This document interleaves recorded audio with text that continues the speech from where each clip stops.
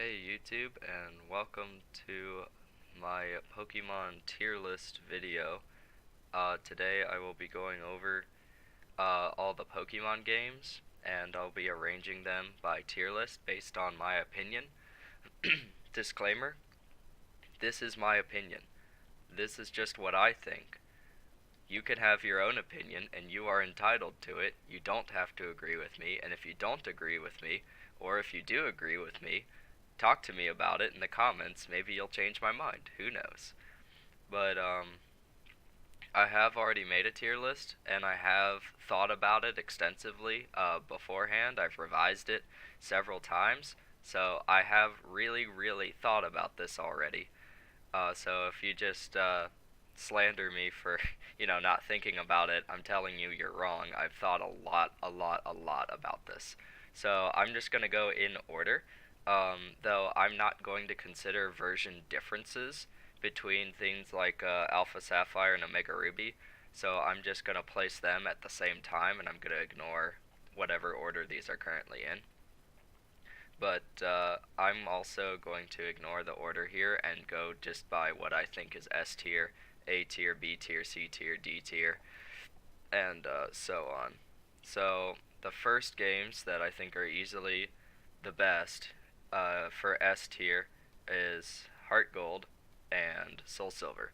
I think these games are just the best. I don't think anybody really disagrees with me on that. So many people think that these are the best, and I agree with them. I think Heart Gold is better than Soul Silver because I like Ho-Oh over Lugia, but that's just my personal opinion. You can swap them either way, and I totally wouldn't gripe about it. So I don't think that Heart Gold and Soul Silver really requires any sort of justification. A lot of my S tier I think doesn't really require a lot of justification, but I will justify it a little bit just to appease you guys. So second is Emerald version. Now I know there's some like Gen 3 haters out there, but Emerald was my second game that I ever played, and I think it's just one of the greatest games that's ever been made. It's got a good level of difficulty. I think the Pokemon designs are amazing. I think the overall challenge of the game and the overall aesthetics of the game are just really nice. I love the characters. I think they're all memorable, for good or for worse. The rival being one of the only worst ones. But I mean, even so, I still think that Emerald is really good, hands down. And moving on to the next one, I think is Platinum. I think a lot of people can agree with that as well. Generation 4 is probably my favorite generation, a really close to Gen 3. But I mean, Heart Gold and Soul Silver, I call Gen 4 because they came out in the Gen 4 block. So I think that Gen 4 had the greatest games, followed very closely by Gen 3. I don't feel like I really have to justify Platinum being at the top either. I think it's the ideal Generation 4 experience, and if somebody was asking me of, the three, Platinum, Diamond, and Pearl, what I'd recommend, Platinum is easily the one that I would recommend. After that, I put Fire Red and Leaf Green as S tier.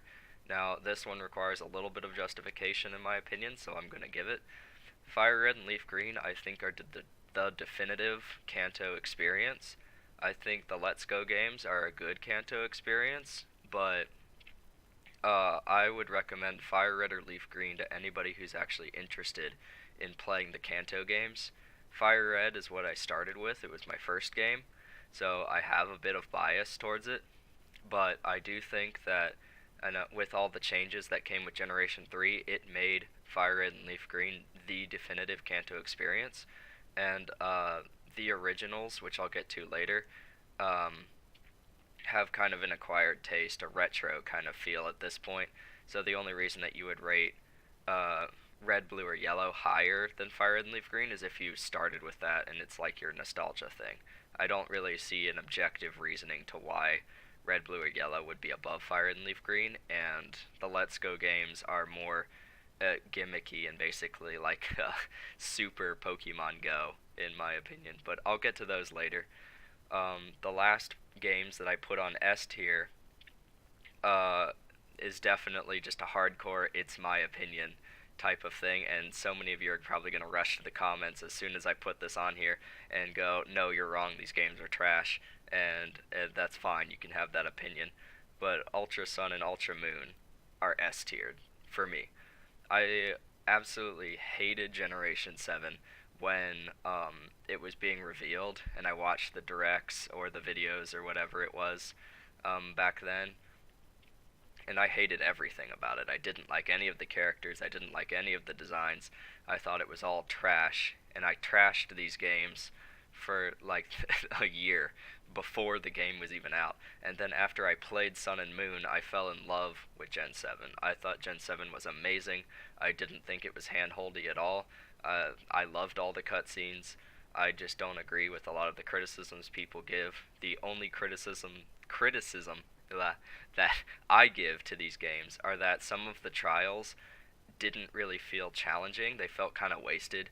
Like Kiawe's trial, for instance, is just like the dancing Marowaks, and you have to determine the difference.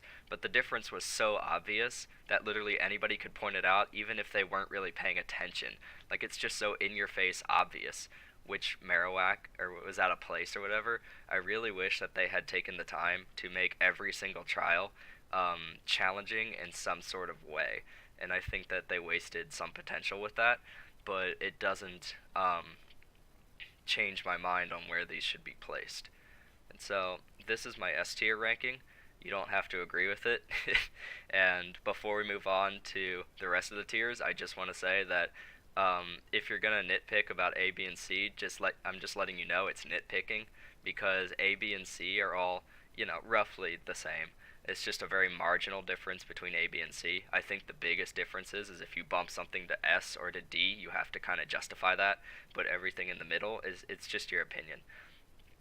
So for A tier, I want to start with where is it? Diamond and Pearl, because Diamond and Pearl were the third games that I've ever played after Emerald, and Diamond and Pearl were amazing games.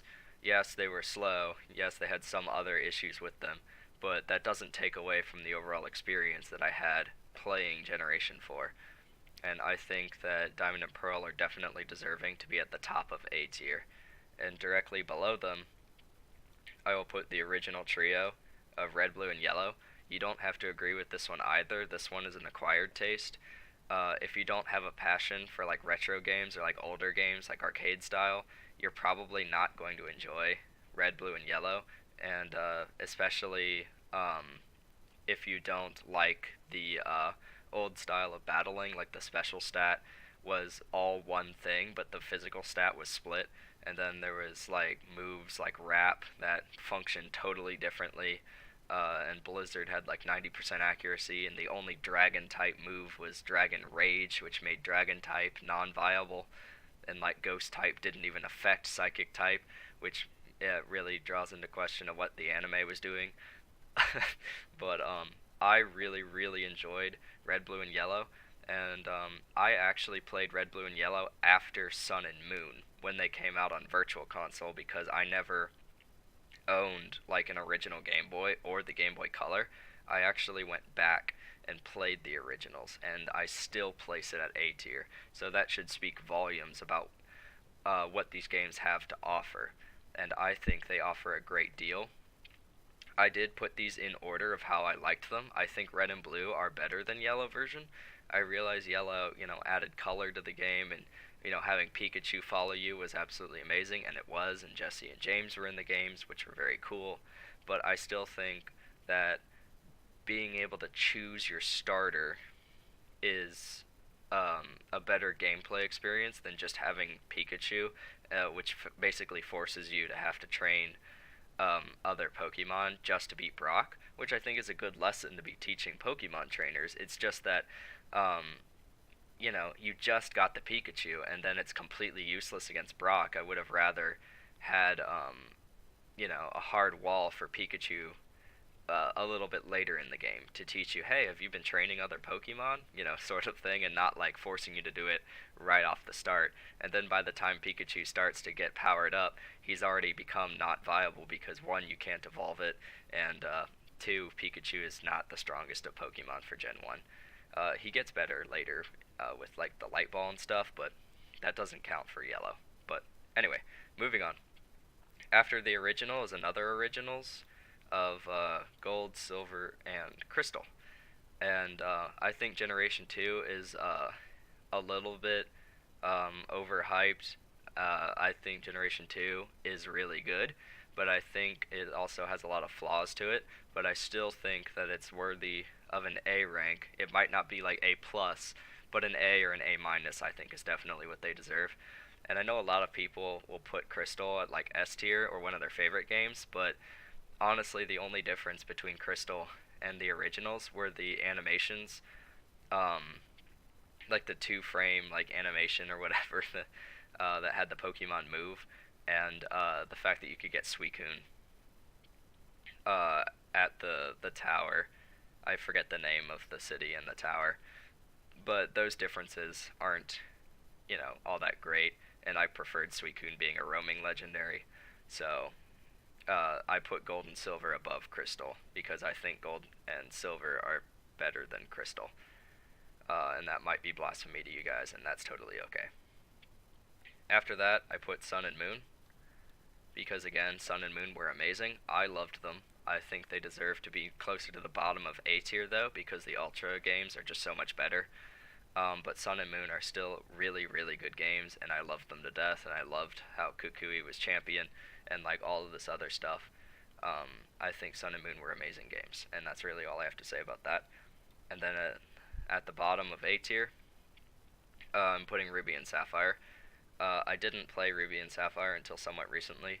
I had played Emerald first because Emerald is the definitive Hoenn experience, but Ruby and Sapphire are good games in their own right. I just think that they're, okay at best, especially when you compare it to everything that I've put before it. I think Ruby and Sapphire are still worthy of an A rating. They're just not better than everything that I've put before it. And so Ruby and Sapphire just kind of got stuck at the bottom of A tier just because, that's where I had to put them. Now, for B tier, I put Black 2 and White 2, and then we're going to do Black and White.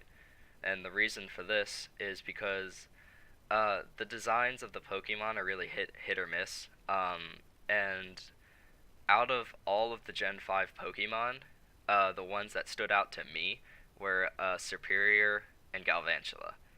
That's it. Out of like all of them, those are the only two that I really, really liked. All the other ones were okay at best, if not just bad.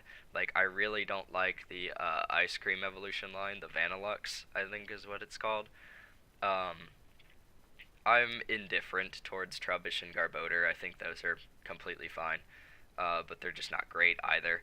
And and then the argument that they were running out of ideas isn't really what I'm trying to say.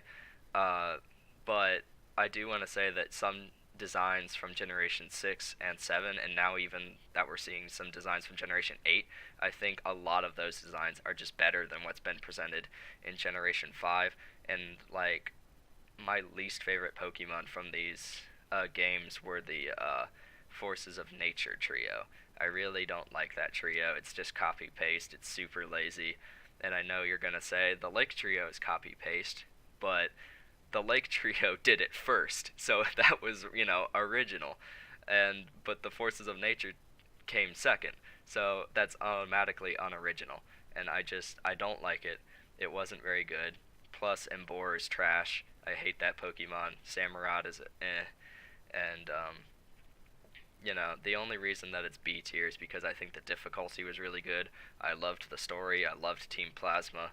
The gameplay was very, very solid, and that's why I think it's a B rating. The post game was trash, but I still think that the gameplay, the story, and some of the designs of the Pokemon, the overall difficulty and everything makes up for it, and it's a B rating because of that.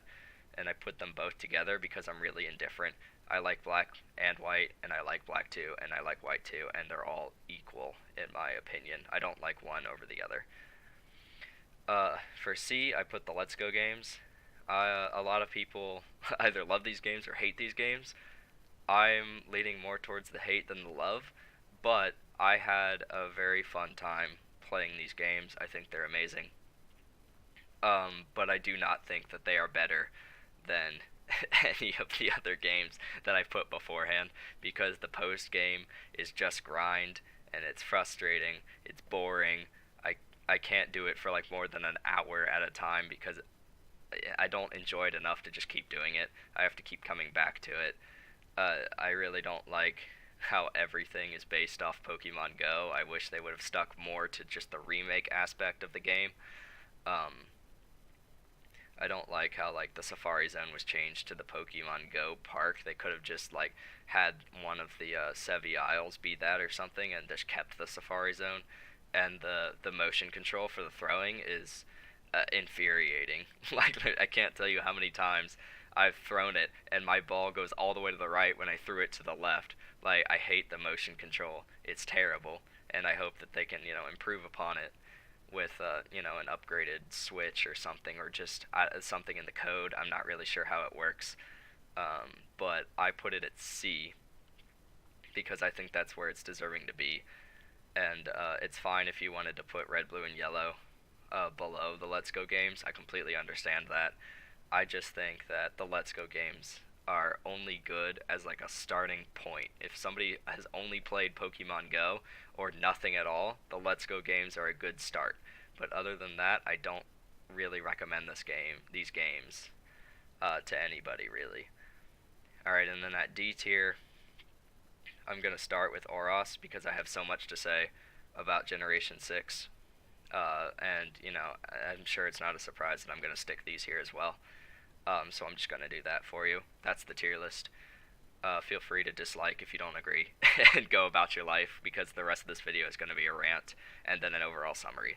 So stay tuned if you want to watch me rant about Gen 6. But Alpha Sapphire and Omega Ruby are absolutely awful games. The difficulty was thrown completely out with the introduction of the EXP share being a key item, which is not inherently a bad idea. But when it's not balanced with the difficulty of the overall game, then we have a problem. They just hand you Latios or Latios and the Mega Stone halfway through the game, which is insane. And then the entire story is even Steven, the champion, is basically telling you, hey, you're gonna be the champion one day. You got some real grit, some real, skill. And I'm like, I don't deserve that kind of praise. I've beaten like what, 3, 4 gyms. Like, what makes you think I'm worthy of being a champion? Like, that's a really big stretch and a flaw in logic. And then when the entire like crisis is going on with either Groudon or Kyogre basically threatening to destroy the world, Steven is there. He's the champion. It makes more sense for him to be the one to go and fix the issue. And I know from a gameplay point that's a dumb argument, but it's true. And then they're basically like, the only person who can save the world is you. And it's like, why though? Like, I realized I'm a skilled trainer, but I'm not an official, like, person. I'm not a gym leader. I'm not a champion. Like, it should have been like Wallace and Steven going down there to deal with the threat. They're the most qualified trainers to do so because they have a proven record. You get what I'm saying? And the primal forms were cool and all, but it's totally overpowered, which is a term that I can just slap over all of Generation 6. It's overpowered, it's unbalanced. It's just really frustrating. I didn't really like what they did with the contests. The cosplay Pikachu was just like a thing that ruined what effort you actually had to put into the contests. I just really don't like all of the free stuff that Generation 6 just gives you. The only benefit that Generation 6 has given us, and that I will give to Omega Ruby and Alpha Sapphire, was the part where you could search for a specific Pokemon on the Pokedex and being able to see what Pokemon you were missing on the touchscreen. That was awesome. I wish they had carried that over, because that was like one of the only good things that these games carried over, and I absolutely hated the fact that Hoopa was just kind of thrown in there randomly, and all the legendaries are just, free. That's stupid. Legendaries are legendaries. They should be hard to obtain. And I guess that's really all I have to say about Oros, besides, Megas being too busted and you get it too early, and there's absolutely zero challenge in the games. The story is written poorly, even more so than the originals. Uh, I encourage you to watch other review videos made by other YouTubers to get a better idea of what I'm saying. Now let's move on to X and Y, which I think are the worst games Pokemon has ever created, ever. And the reason I think that is because, well, more reasons than I have fingers. So let's start with one. The fairy typing. Fairy typing is horrible. It doesn't need to exist. Dragon type was not overpowered. Every single dragon had like a quad weakness to ice type, and dragon is weak to dragon. So if you really wanted to counter a dragon, either have something that casts ice, or not cast, but uses ice type moves, like a Starmie or something, and the dragon just dies. It has a quad weakness. Dragonite is quad weak to ice. The Salamence is quad weak to ice. Garchomp is quad weak to ice. And then things like Haxorus are just mono dragon. So they still have the times 2 weakness to ice and dragon. Kingdra is weak to dragon. And then, I don't understand. Like, fairy type did not need to be a thing. And I don't think it balanced the types at all. And basically they just replaced one overpowered type with another. And plus they ruined like all of the Gen 1 Pokemon by making them fairy types, and they made Pokemon that aren't even really fairies like Ralts and stuff. It's all stupid.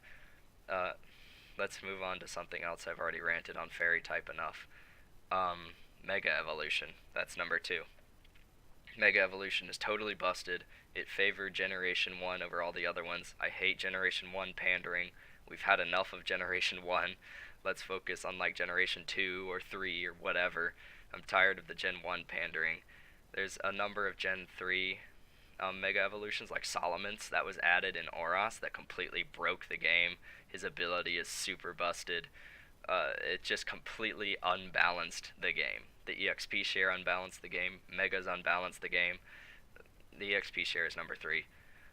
And like Mega Rayquaza and Mega Mewtwo, like, are you serious? Like, that's stupid. Those should have never gotten Megas, especially Mewtwo. Like that doesn't even make any sense. And Rayquaza was already one of the most powerful Pokemon to exist, and they gave him a Mega that doesn't even require the Mega Stone to evolve. It's stupid, it's overpowered, I hate it. Number 3 is the EXP share. Because it completely unbalances the game, it makes the game super easy. They didn't balance the EXP gain towards all the Pokemon, towards the trainers' levels. Actually, on that point, that's another reason why Mega Evolution is terrible. In the anime, like, everybody has Mega Evolution, but in the games, like, almost nobody has it. Like, as soon as you acquire it, other trainers should start to use it as well. Like, random trainers, gym leaders. Like, Mega Evolution was just a power boost for free. And it's when you give the players a boost in power, you also have to give a boost to the villains. Otherwise, it just becomes too easy. Number 4 is the lack of memorability of gym leaders, of trainers, of the Elite Four, anybody. I sat with my friends who thought one of them thinks Generation 6 is the best generation, and I told him to tell me the gym leaders of Generation 6. Couldn't name any of them. Literally none. And I said, okay, name the Elite Four. Couldn't do it. Like, if, like, you can't even justify these games being amazing. Like, tell me what the Generation 6 gym leaders and the champion and, like, everything are. The champion might be the only person that you actually know, and that's it. Like, everything was completely unmemorable because you just sweeped everybody all the same with your Megas and your overpowered Greninja, which is point number 5, I think, is what we're on now. We've had fairy typing, we had Mega Evolutions, we had EXP shares, we had lack of memorability. So yeah, number 5. Oh man. Alright, so... Oh man, I just totally lost my train of thought. I was talking about lack of memorability last, and then the champion was the only one that you could know. Anyway, let's probably just move on to another one. How about the lack of the number of Pokemon? Like, there's less than 100 new Pokemon, and the rest is just filler. Oh, the balancing of the starters. Okay, we'll get back to the balancing of the starters. But there's only, like, was it 70 something, I think, new Pokemon, which is, like, by far the lowest amount that we've been given, and most of these are completely non-memorable. The only ones that are like Greninja and Talonflame, because Greninja's been shoved down our throats since its creation, and Talonflame is just super busted. And the only other things that are memorable are Mega Evolutions. Like when I did a test where you have to type in the Pokemon for Generation 6, I could only get like 10 of them. Like I didn't remember any of them. And it's just the Pokemon in Generation 6 are just not memorable. It's not that they're bad, it's just that they're not memorable. Uh, and then let's go back to the balancing of the type of the starters, because that's what I was going to talk about before I lost my train of thought. Greninja is by far the most overpowered starter that has ever been created, period. And Chespin, or Chesnaught, and Delphox are just trash by design and by power levels. It's just frustrating how overpowered Greninja is. And then on top of that, they added Ash's Greninja, and they're not even trying to hide their favoritism. It's totally frustrating that these starters aren't receiving equal treatment or equal balancing or anything, and that Greninja is just by far the most overpowered Pokemon that has like ever been created for starters anyway. Alright, so I've talked about non-memorability, non-challenge. Alright, how about the roller skates? Um, they got rid of the bike and like normal running for the roller skates. I don't think I really have to say anything, but those things are the hardest things to control ever. It's horrible. I hate them. The movement is so janky and wonky. You move too fast and you curve too much. It's impossible to get in buildings. Okay. And that's probably all I have to say about that. You're probably all nodding your heads right now. I don't even know what number we're on, like 7, 8 now? Probably 8. I'd have to go back and rewatch it to count. I just lost my train of thought again. There's so much to talk about. It's hard for me to remember everything. How about Team Flare? We haven't talked about them yet. Uh, the story is absolutely horrible. You don't even know their intentions. Their intentions don't even make sense. Their intentions are not even relatable. Lysander wants to destroy the world to make it beautiful, but I don't, like, who would agree with that? It just doesn't make any sense. Team Flare is also too easy. They don't really have a theme with being, Flare. You'd think they'd have, like, fire types or something when they don't. The only thing that's moderately themed is Lysander's main Pokemon is a Pyroar, but then they don't even give that like a Mega Evolution or like any sort of power boost, and his Mega is a Gyarados, which is the stupidest thing in the world for him to have as a villain. Like, why would he have a Mega Gyarados? It just doesn't even make any sense. And then, the story with AZ, which is the next one. AZ is horrible. It's stupid. It just doesn't even belong anywhere. It doesn't forward the plot in any way. It's just a dumb concept. It's fine for mythology, but to make it like a real thing is just dumb beyond all belief. So AZ is dumb. The super weapon is another point. It's a part of the whole mythology in the AZ story, so I guess it kind of tags in with AZ. But the thing being powered by Xerneas or Yveltal is just dumb. Xerneas is the Pokemon of life. Why does an ultimate machine of destruction get powered by the Pokemon of life? It doesn't make any sense. And it's also, frustrating.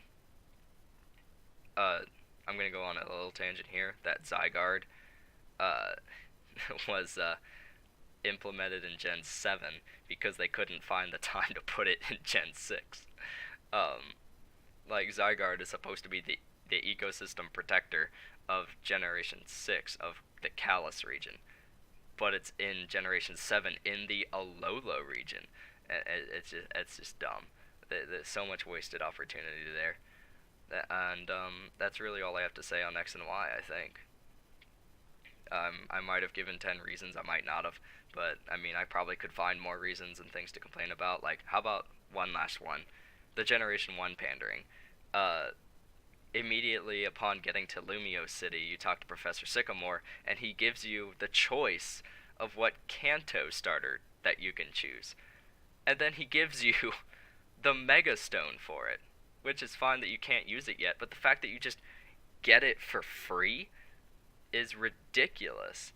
Like, you don't even get those stones in Sun and Moon and Ultra Sun and Ultra Moon until you get to the Battle Tree, which is at the end of its post-game content. But you're given Mega Charizard, which is one of the most busted megas in the whole game, next to Salamence and then the legendaries. It's dumb, and you can cover your type weakness of whatever starter you chose immediately. And that's got to be at least 10 reasons. Uh, and I think that's pretty much it. I probably missed something for Oros or X and Y, but anyway, that's the tier list. That's why I feel justified in all the games, and if you need further justification or whatever, just ask in the comments, I guess, and I'll get to you if I can get to you. But I think this is the truth about where these games should lie. So, if you like this content and you want to see more of it, please subscribe, like the video if you enjoyed it and you're watching this all the way to the end. Comment below with what you would change about the tier list, or if you agree with me, or if there's a counterpoint you want to make, or something that I haven't, considered where I should rank something higher or lower. Please do so. If you're interested in watching me live for like Let's Plays and speed runs, follow me on Twitch at twitch.tv/thewarlordshogun. And I will be doing more content like this because I'm a Pokemon super fan. So I will do more Pokemon content. I plan to stream Sword and Shield when that comes out. And I'll probably stream Pokemon Uranium here pretty soon because I have a lot of friends that like that game. So I want to give it a shot. And that's it. So thank you guys so much for watching, and have a good day.